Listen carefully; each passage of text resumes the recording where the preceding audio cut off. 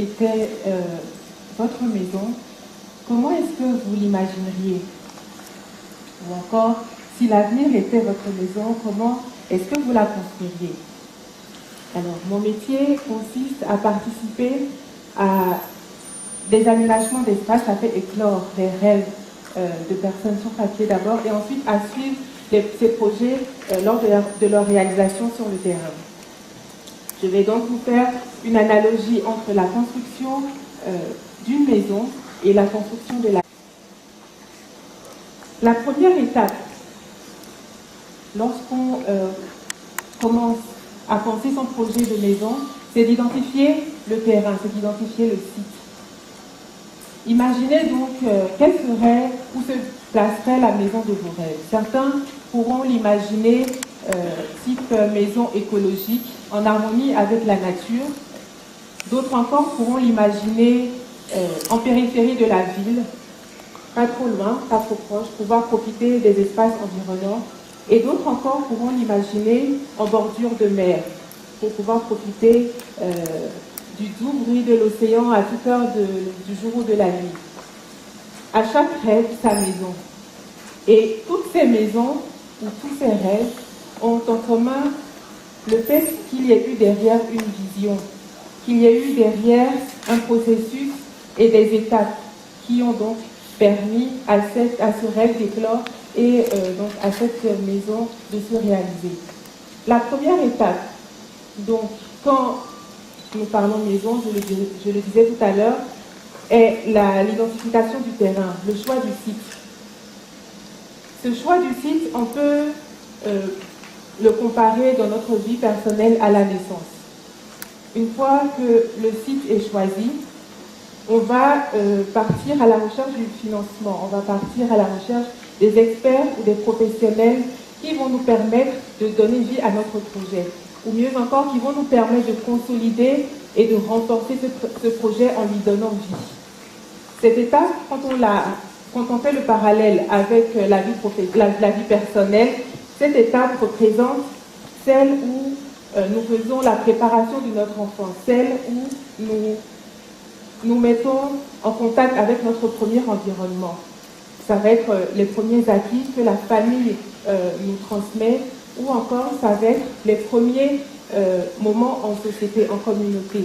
Ces premiers moments où il faut apprendre à lire, où il faut apprendre à écrire, et donc c'est les premières difficultés également que l'on rencontre.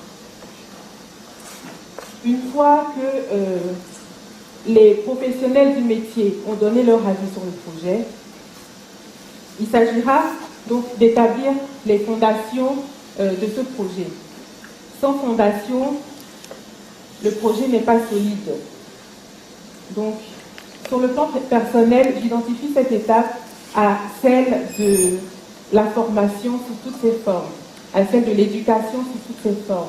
Elle pourra être sous forme intellectuelle, ce sera l'éducation spirituelle, l'éducation morale, et donc c'est tout ce qui va contribuer à faire de l'homme la personne qu'il est, tout ce qui va le former et tout ce qui va le construire. Une fois cette étape donc effectuée, nous aurons celle de la charpente et de la couverture. Cette étape, je l'identifie à celle de la protection et également donc à celle de la sécurité qu'offre un emploi ou à la sécurité qu'offre la famille nucléaire. Peu importe les difficultés que nous avons, cette couverture, cette sécurité nous prêtera souvent renfort. Une fois cette étape effectuée, donc, nous aurons les choix des finitions. Il s'agira de choisir le carrelage qui nous convient. Il s'agira de choisir les sanitaires, la peinture et ainsi de suite. Ces étapes, je les identifie à celle du choix du mode de vie ou à celle du choix des amis ou des premières relations. C'est l'étape où les chers messieurs vont chercher à se poser avec une demoiselle, par exemple, et où, mesdames, vous céderez peut-être aux tentations de ces messieurs. Après l'étape définition, nous avons celle de l'aménagement intérieur et de l'aménagement extérieur.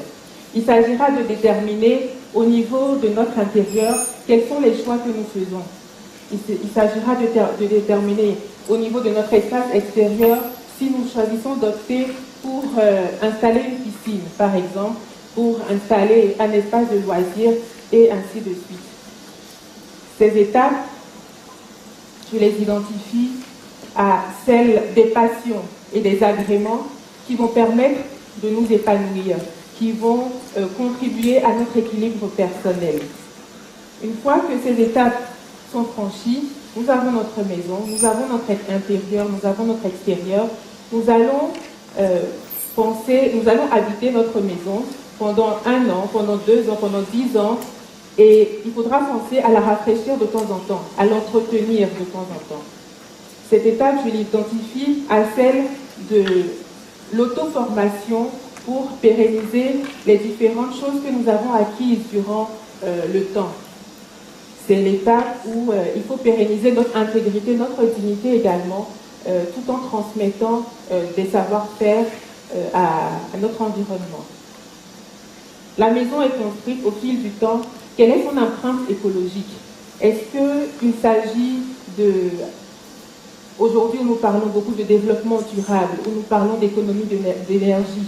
Est-ce que notre maison est consommatrice et finalement donne peu à l'environnement, mais prend beaucoup? Est-ce que sur le plan personnel, ce que nous avons acquis, qu'est-ce que nous en faisons? Est-ce que nous le mettons en pratique? Est-ce que nous le transmettons? Est-ce que nous formons d'autres personnes également afin qu'elles puissent bénéficier de nos compétences? Vous avez sûrement entendu parler de ces maisons sans fondation solide qui se sont un jour écroulées parce qu'il y a un aspect de la maison qui n'a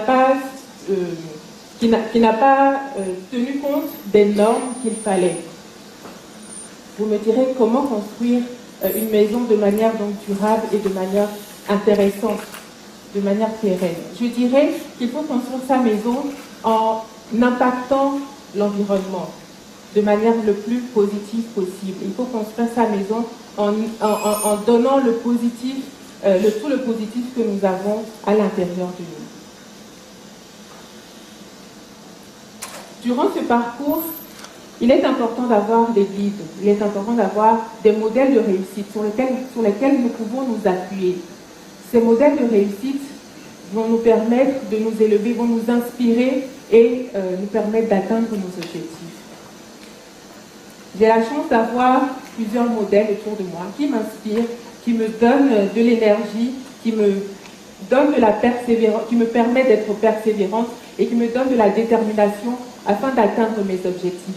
Et l'une de ces personnes est tout simplement ma mère, qui a su me donner l'amour du travail, qui a su me donner de la rigueur dans ce que je faisais et qui a su me donner également de l'excellence qu'il faut appliquer à chaque étape de sa vie.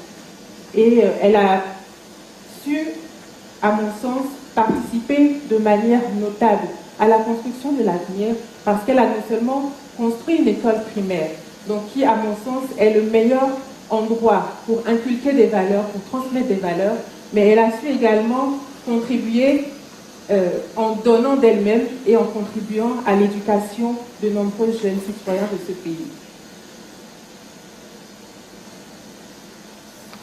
Je note 3 valeurs donc importantes pour la construction de l'avenir.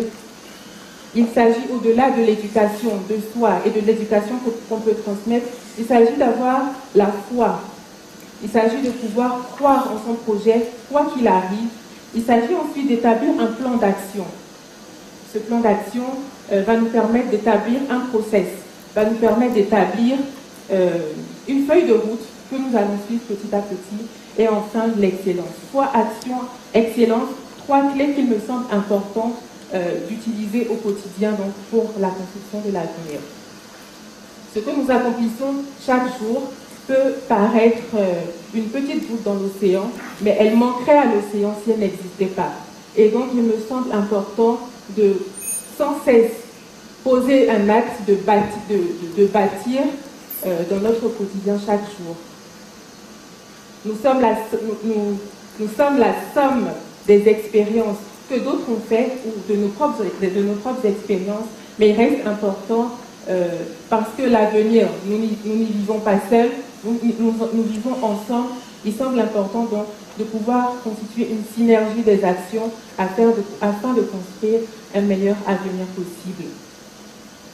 J'avais des images donc d'intérieur ou de maisons qui traduisent le meilleur idéal de notre maison. Donc c'est effectivement nos maisons, est-ce que nous les construisons pour accueillir du monde? Est-ce que nous construisons juste pour nous cacher? Donc la problématique est là, est lancée, et je vous invite tous à y réfléchir. En tout cas, il n'est jamais trop tard pour poser une action, il n'est jamais trop tard pour contribuer à construire l'avenir, et le meilleur moment pour commencer, eh bien tout simplement, c'est maintenant.